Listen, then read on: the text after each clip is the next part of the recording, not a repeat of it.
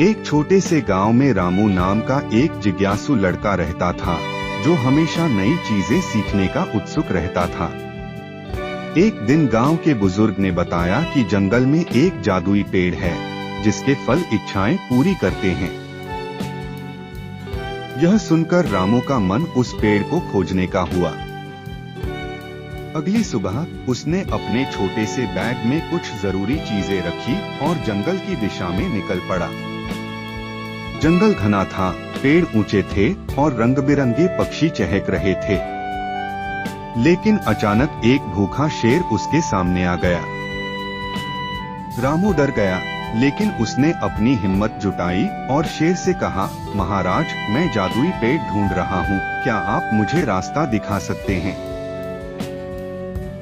शेर ने उसकी बहादुरी की सराहना करते हुए कहा, मैं तुम्हें रास्ता दिखाऊंगा।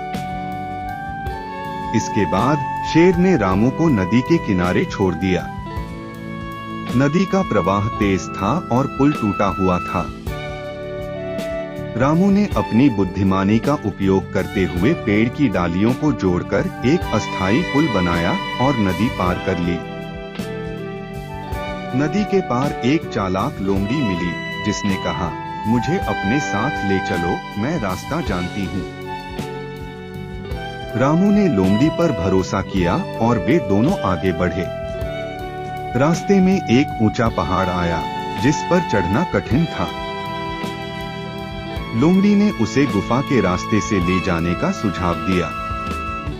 गुफा में अंधेरा था, लेकिन रामू के पास एक छोटा दिया था। गुफा के अंदर एक बूढ़ा उल्लू बैठा था, जिसने कहा, पेड़ के पास एक पहेली का पहरा है। पहेली थी, मैं बोलता हूँ बिना मुंह के, सुनता हूँ बिना कान के, मैं कौन हूँ? रामू ने सोचा और तुरंत जवाब दिया, प्रतिध्वनि। उसकी बुद्धिमानी से पहेली सुलझ गई और रास्ता खुल गया। अब जादुई पेड़ उसके सामने था, चमकते फलों से लदा हुआ, लेकिन वहाँ एक राक्षस पहरा दे रहा था। राक्षस ने गरज कर कहा, कोई फल नहीं मिलेगा। रामू ने शेर, लोमड़ी और उल्लू की याद की। उसने अपने दोस्तों को बुलाया। सभी एक साथ आए। शेर ने राक्षस को डराया, लोमड़ी ने चालाकी दिखाई और उल्लू ने सलाह दी। अंत में रामू ने बहादुरी से एक फल तोड़ा। राक्षस हार गया और बोला, तुम सच्चे दोस्त हो। रामू ने फल से अपनी इच्छा मांगी कि गांव हमेशा खुशहाल रहे। फल ने उसकी इच्छा पूरी की और चमक छोड़ दी। रामू अपने दोस्तों के साथ गांव लौट आया। गांव के लोग हैरान थे और उन्होंने रामू का शानदार स्वागत किया। तब से रामू गांव का हीरो बन गया।